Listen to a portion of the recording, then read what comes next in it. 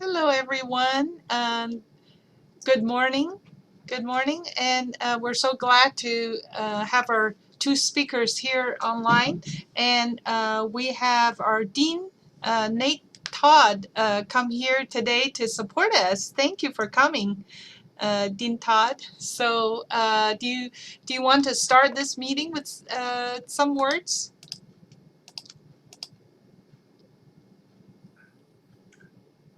No, Joy, thank you so much for allowing me to come Okay. into this space. I really do appreciate that. I'm just looking forward to the information and presentation. So thank you.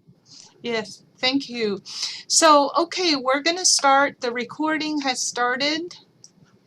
All right, so you're attending the students who are parents. Abbreviation is SWAP and Parents on the Mission, POM event. So all parents are welcome. So our event supporting students who are parents through mentoring, coaching, and resources. So in this semester, we're holding 8 sessions. You're attending the 5th session. So we meet every other Tuesdays. Today, we're lucky to have 4 speakers. Our events are sponsored by 3 sources. One is the Student Life, TCC Student Life through SWAP organization and TCC Foundation, and the Women's Foundation of Oklahoma. So today's agenda, I'm trying to get Amanda's picture on there. I apologize, I'm a little late. So we have our speaker Ryan McKenna. So he's the realtor and the owner of Outshine Realty. So he's going to talk about first home buyer and why it's a good time to buy. And then some other details, right, Ryan? So followed by speaker Amanda Wiles, owner of Wiles Agency. So she's going to share some tips about smart policies, farmers policies for renters insurance and home insurance. So we're also going to have survey and prices. So first of all, I just want to remind our students that our Office of Student Success Coaching of DEI, which Dean Todd is the dean of our department, and we're offering coaching. So students will benefit from 8 aspects of college life. These are some success stories. We support students through coaching to boost their leadership, balancing schools and life, motivation, time management, technology resources, using college services, social support, self-mentoring. Our office also offering peer study, mentoring, study groups. So if you're interested in joining any of those groups and individual learning with our peer mentors, please feel free to contact us. This is my contact information. I'm one of the coaches. There are Thisha and Michael.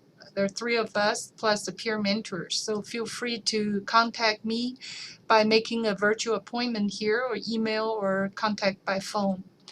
Our website for this, we're going to record every event. Obviously, we're going to have exciting information from this event, so it's all going to be on our website after the event with recordings. So for students who will miss the event, they can listen to reporting, take the survey, and contact me so that we can count you in for participation. So just a last reminder for deadline for filing for graduation. So it is time, October 29th. So make sure, don't forget to do that.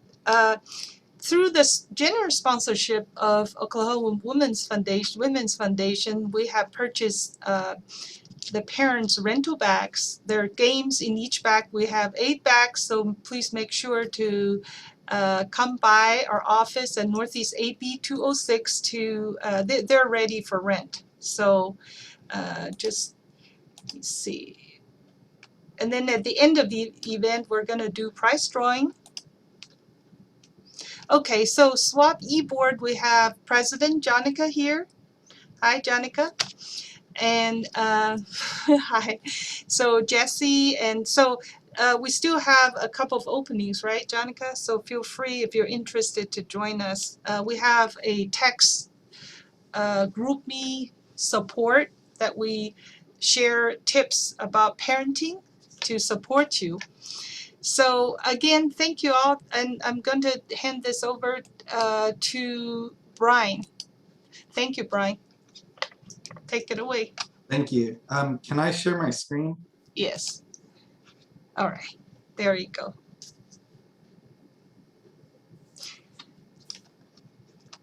And I've spoken before, and I used to be with the Investors Broker, and I've since started my own brokerage called Outshine Realty not very long ago. It was only like a few months ago.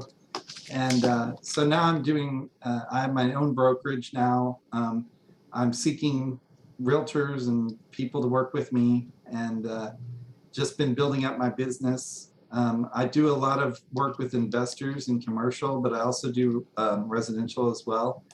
I've been a realtor for, I think, a little over 4 years now, 5 years, something like that. I don't even remember anymore. But but yeah, I've been doing this quite a while. And the topic of today is the value of real estate. I've talked about first-time home buying before, and I'll review a little bit of that again in this. But I'll also talk about doing things as an investor as well. So like if you want to invest in real estate, that's a great way to you know, build up your net worth. I started out with some quotes. Will Rogers said, real estate is the best investment in the world because it's the only thing they're not making anymore. Andrew Carnegie said 90% of all millionaires become so through owning real estate. And Warren Buffett is known for being an investor, however, you know, a stock investor, but even he knows the value of real estate. And he views it as a valuable thing to do. And in many cases, sometimes it's better than owning stocks even. And so I'll talk about why buy real estate. It gains value over the long term. So if you own it long enough, you'll recoup all of your closing costs and all your initial investment, and then eventually you'll do well. I don't recommend buying a house if you're only going to live there for a year or two, unless you're flipping the house, which is an investment, you know. But if you're planning on living in a house yourself, only buy it if you're planning on living there for a good amount of time, generally, because you don't want to go into a house, live there a year, and you don't, you know, it sometimes doesn't always make sense. Maybe in this market, because right now everything's going crazy, you know, as far as home prices, but generally, you don't always want to stay somewhere or buy a house if you're not going to stay there very long. Your house isn't going to go anywhere like stocks. Like stocks can come and go if you you never know what's going to happen. Stocks are more volatile than real estate. They aren't making any more land, like Will Rogers said. So it's a good investment for that reason. You can always rent your property if you choose to, and you can't rent a stock. You can't say, hey, you want to rent my stock for a few weeks? It doesn't happen. You have a variety of use.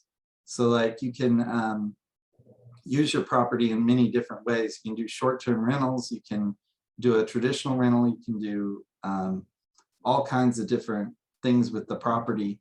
You can hold it for a long time. You can use it to borrow money, which is my next dot here.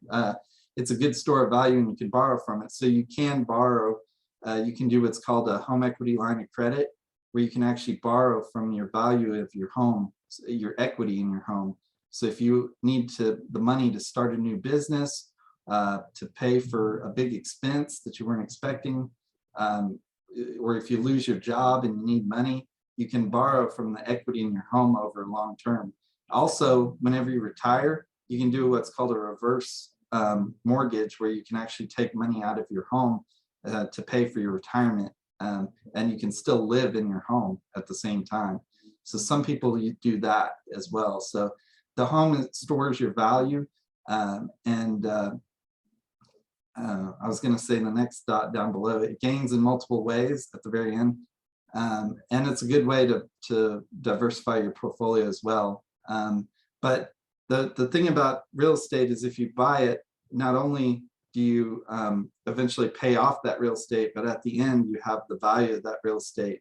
So, and if you rent out a house, somebody else pays your mortgage for you, and at the end you own the house. So like if you have a 20-year mortgage, and 20 years from now, you might be closer to retiring, and you'll have a house free, paid and clear if you rented it during those 20 years. Somebody else paid that mortgage for you, and now you've got an asset that you can sell or do things with. You can borrow from it, and that's a nice thing, because if you sell a house, you have to pay capital gains on the gain if it's an investment property.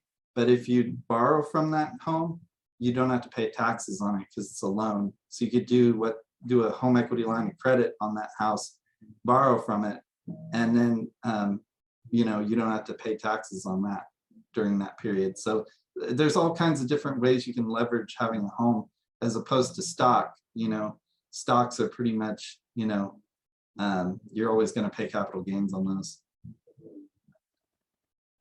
And then this is just showing that the average price gain for a house has been 5% overall. And these are the projections from different organizations that have guessed what they think it'll do over the next year or so.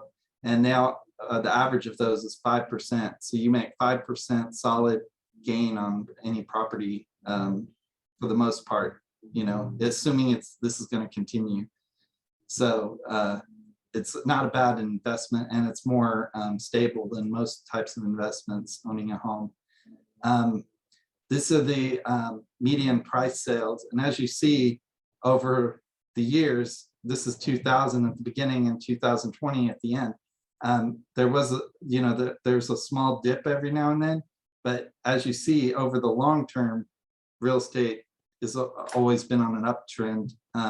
Even with the 2008 bubble, as you see, it took that dip, but over the long term, if you held that property and you bought it in 2000 and you kept it till now, it's way up compared to what if you would have sold it during the dip that we had during the financial crisis.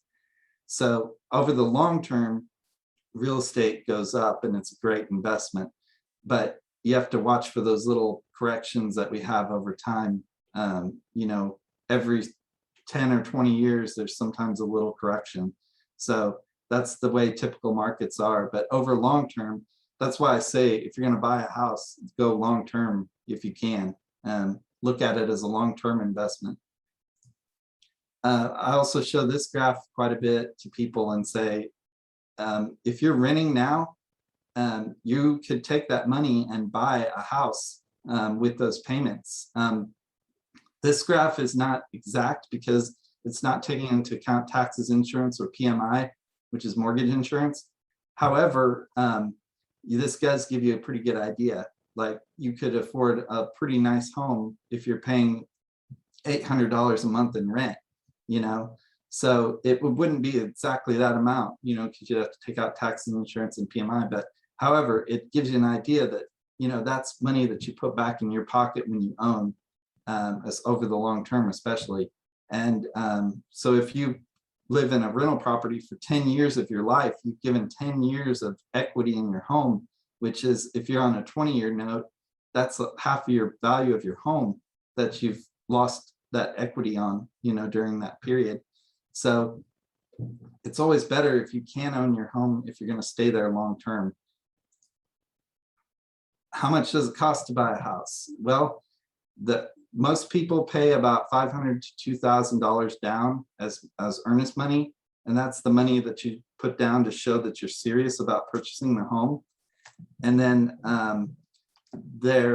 that can average. It's usually like 1% of the purchase price sometimes, but it's negotiable. That number is negotiable. You need to have at least a credit score of 580 or better, and that's 580 is the minimum. And but obviously, the better your credit score is, the better your interest rate's going to be. So if you're at 580, you're not going to get anywhere near as good of an interest rate as somebody with an 800 credit score. The debt to income ratio, you want to keep that around 36 to 38%, but that varies depending on your bank. Some banks want a higher debt to income, some don't have as high. So debt to income is basically like how much money you make in income versus how much debt you have. They want that number of debt to be a manageable amount so that you can afford to pay a house payment. The only crazy thing is like, if you can't afford a house, they'll say, oh, well, you can pay more in rent, you know? So it's kind of wild, you know, because you always pay more in rent if you're renting, you know, because you could buy a house and pay $700 a month, or you can rent a house and pay $1,000 a month. And it's like, what the heck? I'm paying $300 a month more. And they say I don't have enough I have too much debt to afford a house, but I can pay so much more in rent. It's kind of wild and crazy in my opinion, but I'm not a banker, you know, I'm just a realtor. So down payment, you have to put down 3% for an FHA loan. You could do up to 5% on a conventional, and then you can do zero down as well. And zero down is if you have special loans like USDA, you can get much lower down. You can talk to also your lender, and they can possibly do down payment assistance in special occasions, like if you are Native American, or if you have some kind of, if your income is at a special level, sometimes they can work with you. It just depends. You have to talk to your bank or your lender and see if they can help you with down payment assistance, or look into USDA, because USDA is zero down. USDA, you can buy houses that are close to town. USDA is like a rural loan, but you can buy houses that are very close to town that are in a neighborhood, and they'll classify that whole neighborhood as USDA rural, but it can be a mile from a Walmart, you know. I've seen that before, you know, where they're just out in a former field. It used to be a field, and somebody declared it as rural because it's just a big field. And then somebody came along and built a neighborhood, and it's just like any other neighborhood in town, but it's USDA. So you have to look for those specific places if you want to do 0% down. 20% is optimal for your down, just because you can avoid PMI with that. So, and then closing costs, they can be 2 to 6% of it, but you can also ask your seller to pay your closing costs. Generally, if you're a first-time home buyer, you're going to ask your seller to pay the closing costs for you as part of your offer whenever you put in your offer on the house. And a lot of times, if it's a lower priced house, the seller assumes they're going to pay your closing costs up front, you know. And some of them even market it that way. They'll say, hey, I'm selling my house for $115,000. I'm paying the seller's buyer's closing costs for them. And they just roll that into the price of the house. So that way you're paying for it through your loan, but you don't have to pay for it up front with savings. So if you did a USDA, you might only have to put down like $500 or $800 for your earnest money, and that's it. So you don't have to save up. If you're buying a conventional or FHA type loan, you probably want to save up somewhere around 5,000 or so, maybe more. I mean, the more you save up, the better, but 5,000 is probably the minimum you'd need on average to cover all that. And then your moving and closing costs, those can vary, but I put that there just so you don't forget them, because some people, they'll buy the house and they don't remember. They're like, oh shoot, I got to pay the movers, you know. So you have to remember those things, and you have to buy furniture and things like that. You know, so always remember that those things you need to save up for as well. And don't buy furniture or anything whenever you're closing on a house. Wait until after you're closed, because if you buy stuff while you're closing, sometimes it can mess up your debt to income ratio, and they'll pull your credit again right before you close. And if they say, oh, hey, you just bought 10 grand in furniture on a credit card, they're going to say, well, now you messed up your debt to income ratio. So don't buy anything until your house closes. Don't buy a car or anything like that. And your lender should tell you that. But if they don't, I'll tell you, you know, if you're working with me.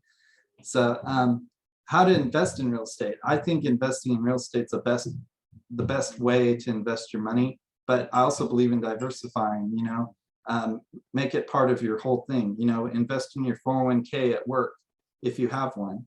If not, invest in an IRA, which is a retirement fund. Also, in addition to that, buy real estate. You can look into other more volatile investments as well, like cryptocurrency or things like that. But always make sure that your risk versus reward is good, and don't get too much into the high risk investments. So that's why real estate's probably the lowest risk investment with the highest gain that you can get, and especially over a long term. And you can actually live in it and use it for different purposes. So you don't have to have money to invest in real estate. A lot of people come to me and want to invest in real estate, and they're like, oh, the first thing I got to do is go call the bank and get some money. And I'm like, no, you don't have to get money. You don't. It helps if you have money, but you don't have to have money to invest in real estate. The number one way to make money in real estate is to be successful at finding good houses and good deals.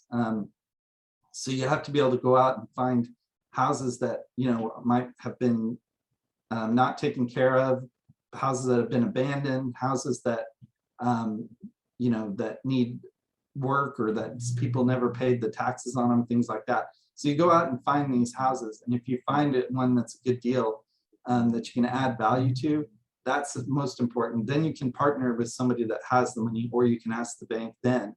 Because if you go to the bank and you don't have anything, they're going to say, well, what am I loaning you money for? Bring me something first. So you always want to find your deal first. A lot of people get into investing by turning their existing house into a rental house whenever they buy their next house. So instead of selling your current house, you can turn that into a rental. And I've done this before. That's how I got into this. And I had a house, I couldn't sell it during the financial crisis. So I actually, instead, I bought a new house and I had it, but I couldn't sell my old house. And I got a really good deal on my new house. So what I did, I turned it into a rental and rented it for quite a bit of money, because during the financial crisis, a lot of people needed to have places to live and rent, but they couldn't afford to buy because they lost a lot of money. And during the investment period, they lost money in investments and things like that. So you were able to, I was able to rent it out for years until the market went back up, and then I eventually sold it. And you can actually take the money when you sell it and move it into a new investment without paying taxes on it. If that's called a 1031 exchange. But that's a really good way to, there's a lot of ways you can get around not paying taxes in real estate. And the way you do it is you have to do it according to what the IRS specifies. So you always want to work with somebody that understands all those laws and how to handle all that, so you don't get dinged on your taxes, because taxes are one of the best ways to lose money if you don't know what you're doing. I always say get a mentor, build your team, and build your network. So go out and meet people if you want to get into investing. Find somebody that can teach you how to do this stuff, or work with you. And your team, you should have a lawyer, you should have a realtor, you should have a good title company that understands investing. You should probably have like some other people that are, that do a lot of real estate investing that you can, spend time with. Read a lot of books, but no matter how many books you read, nothing beats the experience of doing it, because you can read 100 books, and if you've never done it before, you're not going to know what you're doing still. So just get your feet wet, take action, start investing, and if you want to do it. And like I said, you don't have to have money to get started. You just have to have a drive to do it. And eventually you will make money doing it, and you can be successful. Or you can just use it as a part-time. A lot of people invest in real estate as a part-time thing, and they don't do it as a full-time gig, and they just use it to make money on the side. So a whole lot of people actually do that. And you can use it to divert your taxes as well, off of your primary job. And there's all kinds of ways to do that, but you just want somebody on your team that can help you to do those things. So that's it. That's all I had to talk about. There's a lot more I could talk about, but I don't have the time to go through all of it. So, but if anybody has any questions, you can call me or email me and let me know what you want to talk about. I can help you out. And like I said, I am looking for realtors. If you know anybody that's wanting to become a realtor, send them my way. And I'm always here to answer questions and help people out. Thank you so much, Ryan. Is there any questions for Ryan to answer? His email is also, I mean, his phone and contact email and phone number is also in the marketing email I sent last night. So please feel free to ask him questions afterwards. So thank you again, Brian. I know last semester when you talked about the first home buying, we have a lot of requests, students Joy. wanting. Yes. I think Amanda had a question. Oh, okay, Amanda. Thank you. Okay, can you hear me? Yes. Hey, Ryan. Hey. I have a question. I have a lot of clients that are getting into Airbnbs. Do you find that those would be a better investment than like a traditional rental? Yes, I have 9 Airbnbs currently that I personally own, and then I manage them for other people as well. So I have people that contact me and want me to manage them and take care of all of it. It's a lot of work. It's Yeah. like running a hotel. Right. So it's a lot of work for an individual to do it. Unless you want to do it as like a part-time job, because it is a job. Yeah. It's not the same as like a traditional rental where you just collect a check every month and you maybe do a couple of little repairs every now and then. Mm-hmm. But it's a lot more work because you do have to clean it every time somebody stays there. You have to do repairs if somebody tears it up. You have to Right.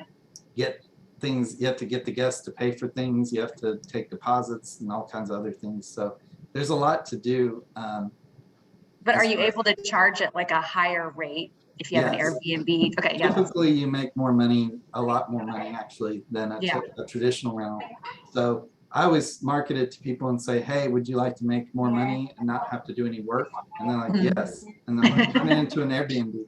And then let me manage it and I'll do all the work. And then all I do is send you money at the end of every month. Right. Okay. Okay, cool. Thanks. You're welcome. That's nice. That's a good question. Anybody else? Okay, again, you can contact him afterwards, right? Okay, next we're gonna move on to Amanda Wiles agency. So let's see. Amanda, would you like to say that yourself there, or? Sure. Okay. Well, my name is my name's Amanda Wiles, and I have a farmers agency. We're located downtown on 3rd Street. If you know where Hodgson Bohemia Pizza is, we're right on that strip, which is a fun space to be. And I've got two female producers that work for me. So we're an all-female shop, which I am proud of. And we serve the entire state. We do auto, home, commercial, life, specialty, which is like boats, motorcycles, things like that, Airbnbs, things like that. And so, yeah, so today I was mostly going to talk about if you are a first-time home buyer, or if you just don't know that much about your home policy. I was going to kind of talk through like what to look for, questions to ask, things to think about, because you really want to understand what your policy is, and hopefully, you don't ever have to use it, but if you do, you're going to want to understand what your coverages are and what you have. So that's what I was going to be talking about today. Thank you, Amanda. If you're ready, I'm ready for you to share your screen now. Okay. Can everyone see it? Yes. Okay, great. So I'm gonna whiz through some of this stuff. Let me get through. So basically, our main product is called Farmers Smart Home Plan. And so that's what I'm going to be talking about today. Just a little bit about Farmers. Can you guys see this okay? I'm wondering if I should make it look a little better.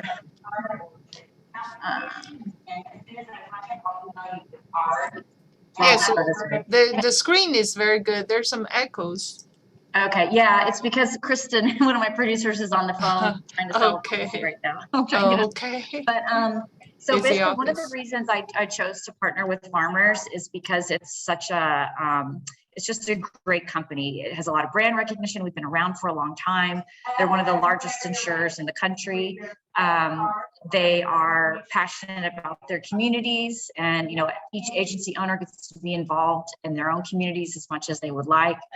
And our claims department is really fantastic. We have a claims center here in Oklahoma, which I think is really nice. Because when you have to file a claim, you want some hand holding and you want your agent to be involved and your claims adjuster to be involved. A little bit about me, we already talked about that. We really are available 24/7. We are involved in our communities a lot, and I was thrilled to be able to be a part of this presentation.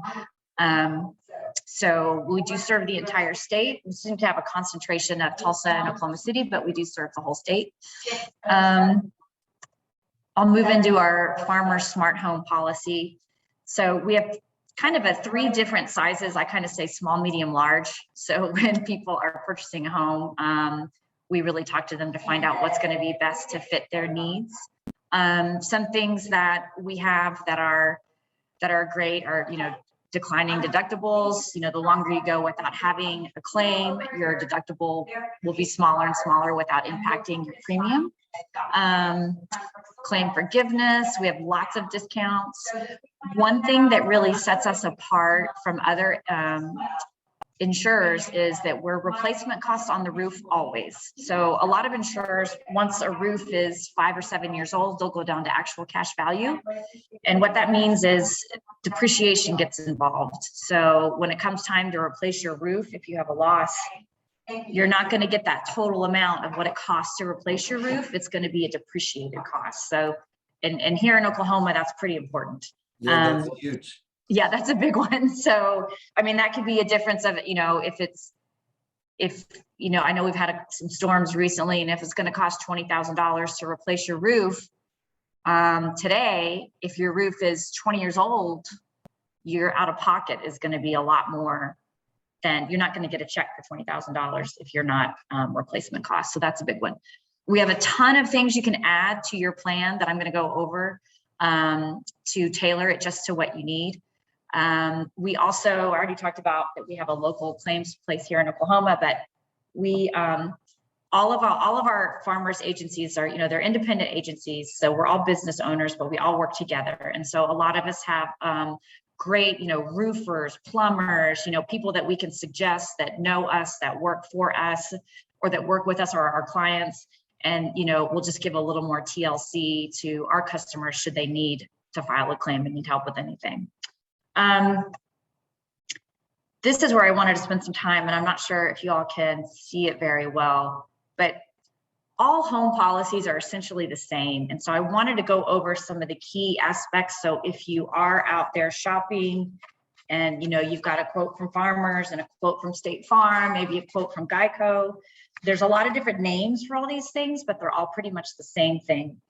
So the biggest thing that really sets the tone for your home policy is the replacement cost to rebuild your home. So we have a massive tornado come through here, your home gets totally demolished, or you have a huge fire, everything's ruined. That replacement cost, which is coverage A, is the amount of money that the insurance provider will give you should you have a total loss on your home. So now I think everyone's heard about, and I know Ryan has, like the cost of lumber, the cost of labor. Replacement cost values are going up a little bit because of COVID, because of all the shortages. So, you know, if you have a house that's solid brick, you know, that's going to be more expensive to replace than a house that's vinyl siding. So these are all things. And to get that value, we build your house in our system. So we're going to ask you things like, well, when was your house built? Is it slab? Is there a basement? Is it vinyl siding? Is it stucco? Is it brick? Is it a combination of all those things? Are the floors hardwood? Are they vinyl? Are they tile? So you have granite countertops. So we really build your home from the outside in, and that gives us that dwelling replacement cost or coverage A that you're going to see on every policy. And so what you want to look at on that is it replacement cost, or is it actual cash value? Is it agreed upon number? Like, these are questions you want to ask. And ideally, replacement cost, that's what you really want to have. Another thing is coverage B is going to be separate structures, and you're not being charged for that. Okay, that's something, that's a percentage of that coverage A. So if you have a pool or a storage shed or a cabana, or something that's not attached to your house, but that's the structure on your house, that's just a percentage of your dwelling costs. So if you do have some amazing pool, we can make that number higher to cover your pool, but you're not, that's every home policy is going to have that coverage A, which is the main dwelling, and coverage B, which is a separate structure. And then coverage C is going to be your personal property. So that's everything in the house that's not attached to the home. So rugs, appliances, electronics, your clothes, your jewelry, firearms, pieces of artwork, antiques, all that stuff. And that is also a percentage of that dwelling cost, replacement cost, and it can be changed. So for example, if we are running a basic home quote, the system is going to automatically say, we're going to assume, because of the value of the house, that these people have 40% of that value as their personal property. But you can raise it all the way up. You can make it higher, you can make it lower, and that's going to impact the premium a little bit. And so when you think about personal property, you also want to think about any really expensive things you might have. An engagement ring is really common. If someone, spent $5,000 on an engagement ring, there's different ways to cover that. And we'll talk about that later on. Or I mentioned firearms, guns earlier, just because a lot of people in the state do have them. If you're a gun collector, that's something you want to say, hey, I have these valuable firearms that I think need to be written differently. Or maybe you have, some amazing antique china set that's been passed down through your family, things like that. So you want to think about, what valuable things do I have in my home that I would want to call out separately. And coverage D is loss of use. Every policy has this too. So, and again, that's a percentage of the replacement cost or the coverage A, and it can be changed. You make it higher or lower. And so what that is, let's say we have a bad storm, a tree falls into your living room, you have rain coming in, you've got your roof is collapsed. You can't live in your house while it's being fixed. That's the amount of money that your insurance provider will give you to go stay in a hotel, to get you situated while the claim is being taken care of and fixed.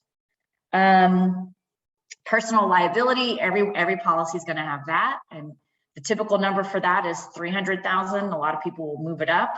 So that's going to be a situation where, let's say you have a 15-year-old son and you're having a birthday party, and all those crazy hooligan friends are over and they're all outside doing stupid things, jumping on trampoline or swimming in the pool or running around, and someone gets hurt, really badly, and they have to go to the emergency room, and there's a lawsuit or something like that. That's what that personal liability is for, is to protect you should anything go wrong at your house that you might be called out for.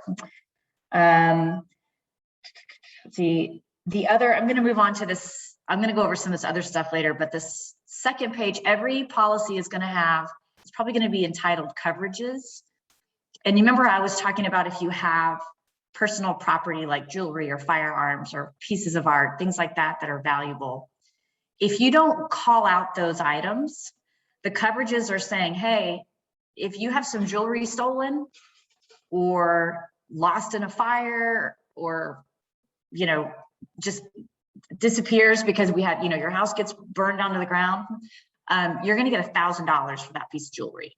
So, and there's different coverage limits that you can go, but that's what that means. So it's important to look at that and think about, well, maybe I don't have a a super fancy engagement ring, but I have an engagement ring that was worth $2,500 and I want to get that money back, then you need to call out that item separately. So every policy is going to have that. And so then you'll see also deductibles, and I'm going to talk about deductibles later in more detail because that's pretty important. But the deductibles are, should you have a loss, that's the risk that you're taking on. So you're going to say, hey, you know what, if my roof gets blown off, I'll take $2,500 of that loss and my insurance provider will pay the rest. But again, I'll talk about deductibles in more detail here in just a second. Endorsements, I talked about those a little bit, like with the jewelry and things like that. These are where we can really get in there and tailor your policy. So these are things that go above and beyond what a basic home policy will cover. So some real common ones that you're going to hear about are sewer and drain, service line. So a service line is going to be, the city line that goes through your yard to get to your house. So if you're looking at a house that's got a ton of trees in the front yard, ton of trees in the backyard, there's roots going all around those pipes. This is something that you might want to look at. And for service line coverage, for $10,000 of service line coverage with Farmers, it's about $40 a year. So no, it's not super expensive, and it's something that you're really going to want to have. So when you're shopping around, you want to ask the insurance agent that you're working with, what are some endorsements? What are things that I might want to add on that I don't know about? Can you walk me through those and tell me those things? Another one that I always like to point out is that marring to certain metal materials. For Farmers, that's basically like, so your roof is covered, but your guttering is not. So you want to ask, so if we have a horrible hailstorm and your guttering gets beat to heck, it's not going to be covered unless you have marring to certain metal materials. Or if you're looking at a house that has a lot of metal ornamentation around the roof from the gutters, that's something that you want to look at.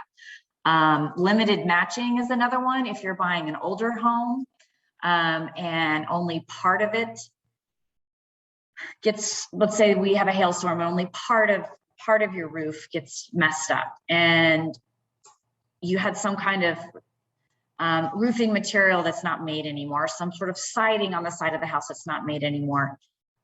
What limited matching does and says, hey, you know what, if we can't replace that, if we can't find that material, we'll replace the whole thing.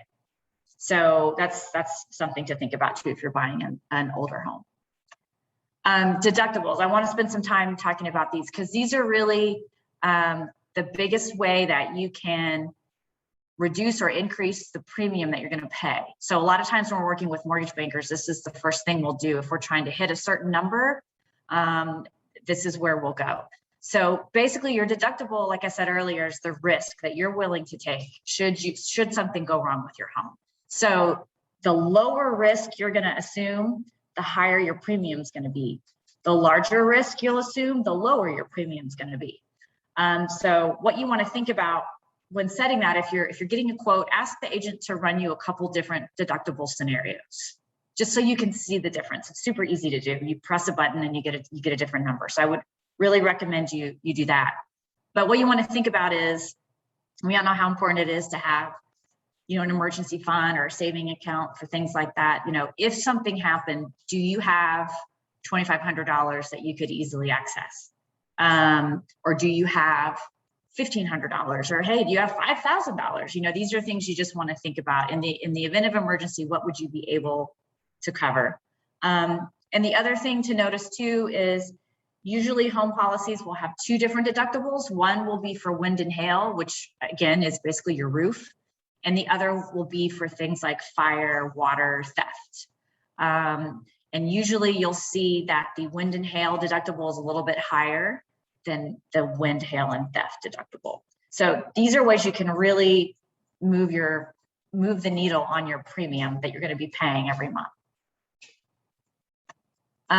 So when you're looking at a house, these are things that will make your insurance shopping easier, because I know no one necessarily enjoys doing that, but you want to find out how old the roof is, and your realtor should be able to tell you that, or that'll come up in inspections.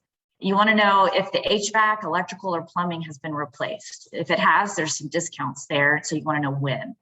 Another thing to ask is, have there been any major losses to the home? And your realtor might not be able to tell you, but your insurance agent who's getting you your quote can. They can look in a system and see if there were any claims on the house.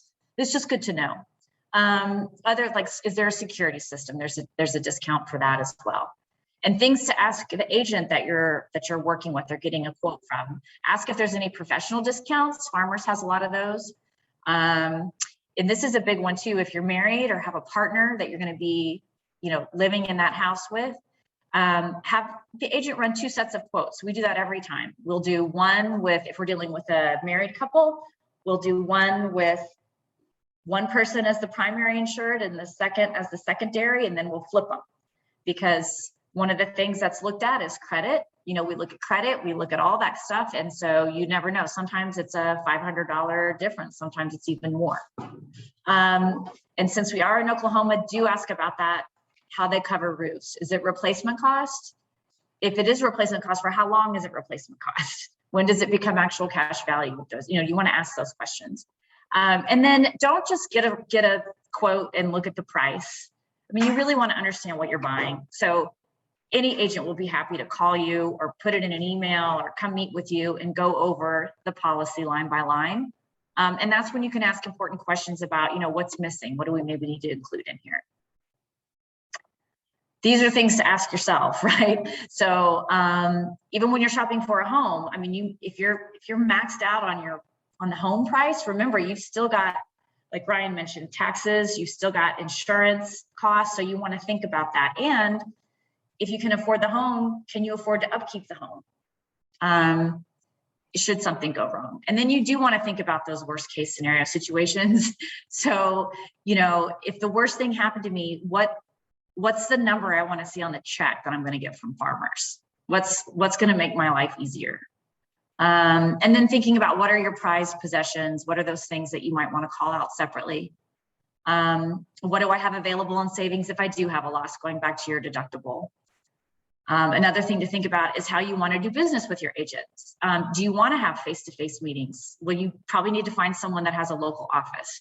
Are you cool being on an app and calling 1-800 number and doing it that way? Well, then there's lots of options there too. So just think about how you want to work with your agent and other things that you might eventually need, life insurance, commercial insurance, things like that. So you just want to think about someone that, when we know your whole picture, it makes us a lot easier to recommend things for you and make sure you're covered adequately. So I was just going to say how we can help you here at this agency. If you're shopping for a new home, give us a call and let us quote it for you. Let us see what we can do. If you're already in a home and you have a home policy and you're like, gosh, you know what, Amanda, I don't think I have any idea what I'm covered for. Call us. We'll be happy to go through it for you, just so you know what you have. And we can ask you questions that might make think, well, do I need something more? Or maybe this is great. Maybe I don't need anything more. I feel good about my coverage. And if you are renting, we do renters policies. They're not quite as complex as home. A lot of the things are similar, but they're mostly based around your personal property and your liability. We can help you with those. And if you've had a renter's policy with Farmers and then do buy a home and move into a home, there's a great discount connected to that. And then any insurance questions in general, we'd be happy to talk to you about any of those things. So we have a Facebook page, Viles Insurance Agency. You can find us on there. Got my website there. That's our office number. It's my team, and here's Kristen. Hey, on the phone. So, but we really, it's important to us that our clients and potential clients understand what they're getting, because there's nothing worse than when something happens and you don't think you had what you had, and you don't understand what you had, and you're not covered. So insurance isn't a super fun topic, but boy, when you need it, you want to make sure you understand it. So we are here to help you with that in any way that we can. So that's what I got. Thank you so much, Amanda and Christy.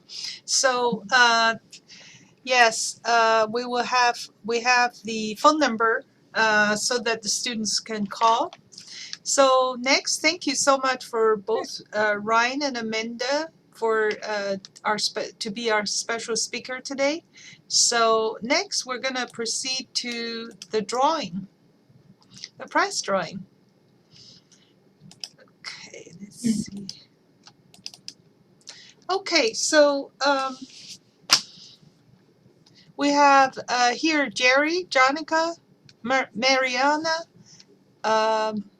Avristo, Kat, May, Sean, and Nada. Is everybody included in this? Okay, I did see one student left. So I'm gonna do the random showing names, random drawing. So we have 5 prizes. Each of them is a card to the gas station. So I'm gonna shuffle the names here. Okay, so I'm gonna move this around.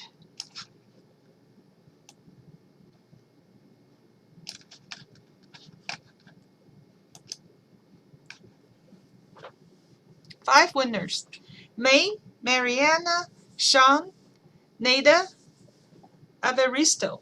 Congratulations. So thank you again for participation. Do you have any questions today for our guest speakers? Hey, Joy, Yes. if I may, everyone Yes, who please. is attending today that is a TCC student, please put your team number in the chat, especially the 5 who won. And then that was all I was gonna add, Joy. Yes, thank you, Janica. So Janica is our SWAP student president. So she's been recruiting the officers. So, and then I think, Janica, you have something to share, right? Since we have 8 minutes left. And speakers, feel free to take off. I know, thank you again for spending your precious time during the day to speak to us. Thank Have you, a Joy. wonderful day. Thanks. Bye. Thank you, Amanda and Ryan. We appreciate you coming to talk to us. Thank you. It was great. Thanks. Thank you.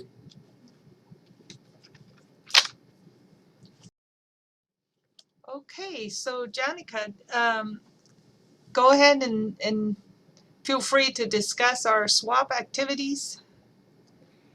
Hey, everyone. So we've been talking about going to the pumpkin patch. Do y'all want to do it on the weekend or during the weekday? You can unmute yourself or type it in the chat. All right, we're open floor now, so feel free to unmute.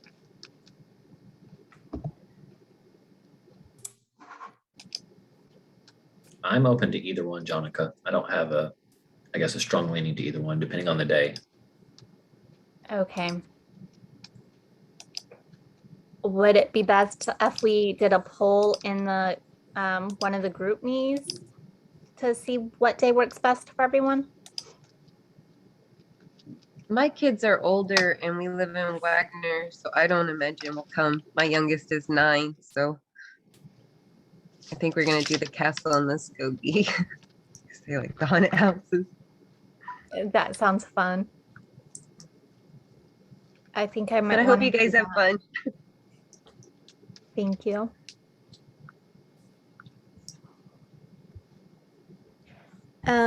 Maybe we could have, let's see. Kat, are you the event coordinator?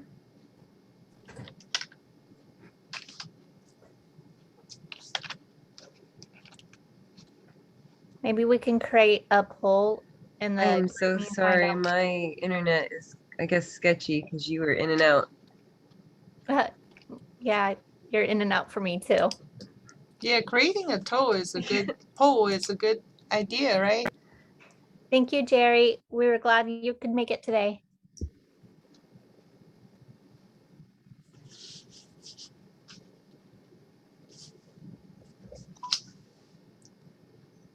I have a question. Yes. So for the drawing, since I won, like, how do you guys give me the card of? That's a good question. Yes, let me clarify that. Yeah, in our office, the secretary Kelly is the one that submit the winners of the past months event to the foundation, TCC Foundation. So she prefer to do it every month or yeah. So in this case, I've turning everything to her. She's gonna turn in your name, all the winners' name to of the past events of this semester to the TCC Foundation. Besides that, also the foundation has other grants that's gonna be giving to our participants this semester. So make sure to tune in to those. I think the meeting is about to take place sometime during the end of October. We had the foundation grant executor attended our meeting last meeting 2 weeks ago, and she shared that she's planning to hold some meetings to make decisions on how this is going to be allocated. So there's a grant committee, they're going to hold meetings. So the winners of each event is only partial grant for $5 per card to encourage participation, but this is out of the Oklahoma Women's Foundation. So we're very happy to have this supporting our participation for these events. Oh, okay. All right. Well, thank you. You're welcome. That's a good question. Any other questions? Okay. Yeah, I'm sorry, Jonica, go ahead. I don't remember what I was saying. What poll do you want to have? I can Oh, create yeah. it for you. Let's create a poll to decide what day to do the pumpkin patch. Oh, what day? Okay. That Yeah. probably would be a better for SurveyMonkey afterwards. I can send email. Yes, Joy, that would be awesome if you Yeah. could. Are you talking about this week, this coming week? Or between when and when? You can do any time between this week and before Okay. Halloween. Okay. Yeah, until Halloween. Okay. And then you want to know which day, which time, right? Yeah. Okay. Which day and time. Okay, so we can talk a little bit after the meeting is over. Yeah, a few of you said you have classes. You need to may have said she got classes. Okay, and Kat also. All right, yeah. So I'm gonna send a SurveyMonkey to our members. Okay, thank you, Joy. Yes, you're very welcome. And we're glad that actually today we have a couple of new members. I just want to remind everyone, especially those new, we have a text group me that I think some of our officers are in charge. So we have been communicating our information through text, supporting each other. It's a network. So please type it here if you have not joined and would be interested to join.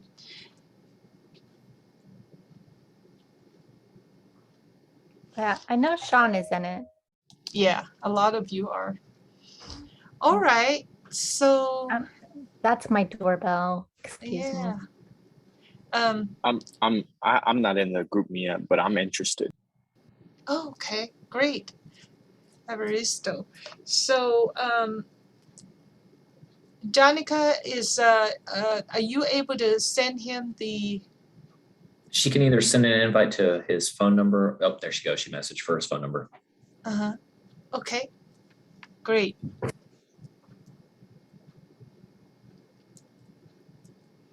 Yes, that's when we kind of support each other and tell each other some news, and it's about everything, life, even daycare and things like that. So, and if you have a question, make sure to ask questions on that group meet.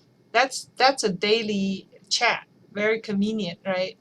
Versus this one, I'm usually notifying student parents maybe once every other 2 weeks through a large outreach email. And okay, so if no more questions right now, it's 1:30. We're gonna end this event here. And we wish, me and Jonica and our board, we wish everybody a happy day and happy start of the new week, new half semester, right? So make sure to contact me if you still would like to have some resources about coaching. So have a wonderful day.